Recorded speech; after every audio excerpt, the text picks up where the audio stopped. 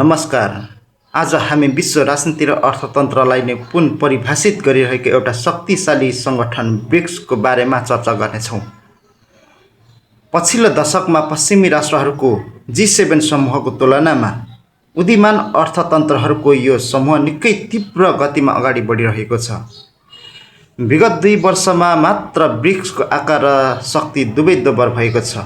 सन् 2026 सम्म आइपुग्दा यो समूहले विश्वको कुल जनसङ्ख्याको लगभग 49.5%, विश्वव्यापी कुल गृहस्थ उत्पादन GDP को 40% भन्दा बढी र अन्तर्राष्ट्रिय व्यापारको 26% हिस्सा ओगटिसकेको छ।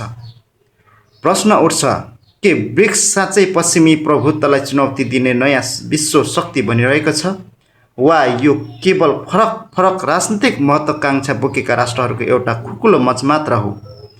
यसै प्रश्नको उत्तर खोज्नको लागि आउनुहोस् तथ्यहरूको गहिराइमा जाउँ। ब्रिक्सको अवधारणा सन् 2001 मा गोल्डम्यान साक्सका मुख्य अर्थशास्त्री जिम ओ नीलले ब्रिक भन्ने शब्दावलीको रूपमा अगाडि सारेका थिए।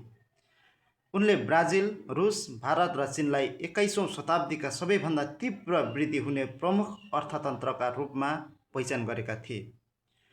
यसको औपचारिक सुरुवात भने सन् 2006 मा संयुक्त राष्ट्रसङ्घीय महासभाको एक बैठकमा भएको थियो, तर वास्तविक रूपमा ब्रिक्स समूहले सन् 2009 मा रुसको येकातेरिनबर्गमा आयोजित पहिलो शिखर सम्मेलनमा आकार लियो। त्यसबेला यसको एजेन्डा पूर्णतया आर्थिक थियो। विश्वव्यापी वित्तीय संस्थाहरूको सुधार, व्यापार र लगानी वातावरण सुधार गर्ने र सदस्य राष्ट्रहरूको अडानलाई समन्वय गर्ने। सन् 2011 मा अफ्रिकी राष्ट्रहरूको प्रतिनिधित्व गर्न दक्षिण अफ्रिकालाई सदस्य बनाइयो। यसरी ब्रिकबाट ब्रिक्सको उदय भयो, जसलाई अहिले हामी ब्रिक्स भनेर चिन्छौँ। यदि तपाईँलाई लाग्छ ब्रिक्स सानो क्लब हो भने तथ्याङ्क हेर्नुहोस्। सन् 2026 सम्म ब्रिक्सका 11 पूर्ण सदस्य राष्ट्रहरू रहेका छन्। संस्थापक सदस्य ब्राजिल, रुस, भारत, चीन। विस्तारित सदस्य दक्षिण अफ्रिका सन् 2011 मा। सन् 2024 का नयाँ सदस्य मिस्र, इथियोपिया, इरान, साउदी अरब, संयुक्त अरब इमिरेट्स। सन् 2025 का नयाँ सदस्य इन्डोनेसिया। यति मात्र होइन, ब्रिक्सले साझेदार देश पार्टनर कन्ट्रिजको अवधारणा पनि अगाडि सारेको छ। यो एक प्रकारको प्रतीक्षा सूची हो।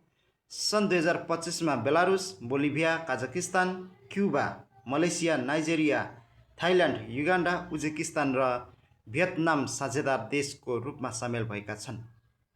यी 20 भन्दा बढी देशहरूको संयुक्त जनसङ्ख्या 4.45 अर्ब भन्दा बढी छ, जुन विश्वको कुल जनसङ्ख्याको 55.61% हो। क्रय शक्ति समता PPP का आधारमा यी देशहरूको GDP विश्वव्यापी GDP को लगभग 44% रहेको छ। ब्रिक्स अब विकासशील राष्ट्रहरूको सबैभन्दा ठुलो साझा मञ्च बनेको छ। अन्तर्राष्ट्रिय मुद्रा कोष IMF को प्रतिवेदन अनुसार ब्रिक्स देशहरूले सन् 2025 मा विश्वव्यापी औसतभन्दा राम्रो आर्थिक वृद्धि गर्ने प्रक्षेपण गरिएको छ। समग्र ब्रिक्सको GDP वृद्धि दर 3.4% रहने अनुमान छ, जबकि विश्वव्यापी औसत वृद्धि दर केवल 2.8% रहने देखिन्छ।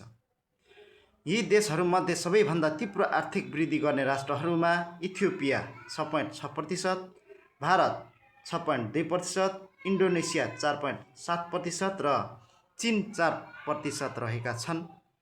ब्रिक्सले विश्वव्यापी खाद्यान्न, ऊर्जा र रणनीतिक खनिज पदार्थहरूको आपूर्ति श्रृङ्खलामा पनि ठुलो हिस्सा राख्दछ। विज्ञहरूका अनुसार जनसङ्ख्याको आकार र व्यापारिक विशेषताका कारण ब्रिक्ससँग बाहिर आर्थिक धक्काहरूलाई सामना गर्ने ठुलो क्षमता रहेको छ। ब्रिक्स कुनै सैन्य गठबन्धन होइन। यसको सहकार्य 3 मुख्य स्तम्भहरूमा आधारित छ। पहिलो, राजनीतिक र सुरक्षा मामिलाहरू, आतंकवाद विरोधी लडाईँ, जलवायु परिवर्तन आदि। दोस्रो, अर्थतन्त्र र वित्तीय, अन्तर्राष्ट्रिय वित्तीय संरचनामा सुधार, व्यापार विविधीकरण। र तेस्रो, सांस्कृतिक तथा जनस्तरको आदान प्रदान, शिक्षा, पर्यटन, खेलकुद। विगत केही वर्षहरूमा यसले G20 र G7 को विकल्प खोजिरहेका उदीयमान अर्थतन्त्रहरूको आवाजलाई सशक्त रूपमा उठाइरहेको छ। पछिल्लो समय ब्रिक्स सबैभन्दा बढी चर्चामा रहेको विषय भनेको डिडलराइजेसन अर्थात् डलरमाथिको निर्भरता घटाउने प्रयास हो। सन् 2022मा रुस युक्रेन युद्ध सुरु भएपछि पश्चिमी राष्ट्रहरूले रुसलाई स्विफ्ट भुक्तानी प्रणालीबाट निकालिदिए। यसपछि ब्रिक्स राष्ट्रहरूले आफ्नो स्वतन्त्र भुक्तानी प्रणालीको आवश्यकता अझ तीव्र रूपमा महसुस गरे। यसै सन्दर्भमा भारतले एउटा ठूलो पहल गरेको छ। भारतीय रिजर्भ ब्याङ्क आरबिआईले ब्रिक्स देशहरूको डिजिटल मुद्राहरूलाई आपसमा जोड्ने एउटा प्रस्ताव अगाडि सारेको छ। यो प्रस्ताव सन् 2026को शिखर सम्मेलनको कार्यसूचीमा राख्न सिफारिस गरिएको छ। यदि यो योजना कार्यान्वयन भएमा सीमा पार भुक्तानीहरू सस्तो, छिटो र सिधा हुनेछन्, जसले अमेरिकी डलरको प्रभुत्वलाई सिधा चुनौती दिनेछ। यसबाहेक ब्रिक्सले ब्रिक्स पे नामक एउटा वैकल्पिक भुक्तानी प्रणालीमा पनि काम गरिरहेको छ। यो पहलले विश्वव्यापी वित्तीय व्यवस्थामा सन्तुलन कायम गर्ने र विकासशील देशहरूको आर्थिक स्वतन्त्रता सुनिश्चित गर्ने लक्ष्य राखेको छ। यद्यपि ब्रिक्स एउटा शक्तिशाली आर्थिक समूह हो, तर यो आन्तरिक राजनीतिक विरोधाभासबाट मुक्त छैन। सन् 2026को अध्यक्षता भारतले गरिरहेको छ, तर यसले मध्यपूर्वको द्वन्द्वका कारण ठूलो कूटनीतिक सङ्कटको सामना गरिरहेको छ। ब्रिक्स भित्रै इरान एकातिर छ भने साउदी अरब र संयुक्त अरब इमिरेट्स अर्कोतिर। इरानले ब्रिक्सलाई अमेरिका र इजरायलको विरोध गर्न दबाब दिइरहेको छ, जबकि खाडी राष्ट्रहरू यसको विपक्षमा छन्। यसले अध्यक्ष भारतलाई दुई धारको तरबारको सामना गराइरहेको छ। यति मात्र होइन, पश्चिमी राष्ट्रहरूले ब्रिक्सलाई पश्चिम विरोधी एन्टी वेस्ट समूहको रूपमा हेर्ने गरेका छन्। यद्यपि भारतले यो पश्चिम विरोधी नभई गैर पश्चिमी नन वेस्ट समूह मात्र भएको स्पष्ट पारेको छ। यस वर्षको 18औं ब्रिक्स शिखर सम्मेलन भारतको अध्यक्षतामा सितम्बर 2026मा आयोजना हुँदैछ। यो भारतको लागि एउटा ऐतिहासिक अवसर हो। भारतले यस सम्मेलनलाई आफ्नो G20 अध्यक्षताकै मोडेलमा अगाडि बढाउने तयारी गरेको छ। रुसी राष्ट्रपति भ्लादिमिर पुतिनले यस सम्मेलनमा सहभागी हुने सम्भावना रहेको छ र चीनले पनि भारतसँगको सहकार्यलाई सुदृढ पार्न चाहेको स्पष्ट सन्देश दिइसकेको छ।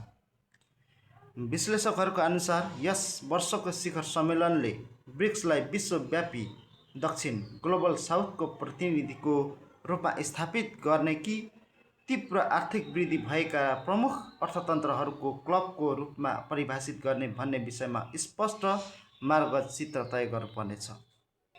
ब्रिक्स अब केवल 5वटा राष्ट्रहरूको बन्द क्लब रहेन। यो विश्वको जनसङ्ख्याको झन्डै आधा हिस्सा र विश्व अर्थतन्त्रको एक ठूलो भागको प्रतिनिधित्व गर्ने एउटा व्यापक मञ्च बनिसकेको छ। तथापि यसको भविष्य आन्तरिक मतभेदहरूको समाधान र अमेरिकी डलर तथा पश्चिमी संस्थाहरूसँगको यसको सम्बन्धले निर्धारण गर्नेछ। के यो समूह वर्तमान विश्व व्यवस्थालाई चुनौती दिन सफल होला, वा यो केवल विविध राजनीतिक शर्तहरूको अस्थायी सम्मिश्रण मात्र हो? यसको जवाफ आगामी केही वर्षहरूमा भारत र चीन जस्ता प्रमुख खेलाडीहरूले खेल्ने भूमिकाले निर्धारण गर्नेछ। तथ्यहरूमा आधारित यो विश्लेषण तपाईँलाई कस्तो लाग्यो कमेन्टमा अवश्य बताउनुहोस्। च्यानललाई सब्स्क्राइब गर्न नभुल्नुहोस्। नमस्कार।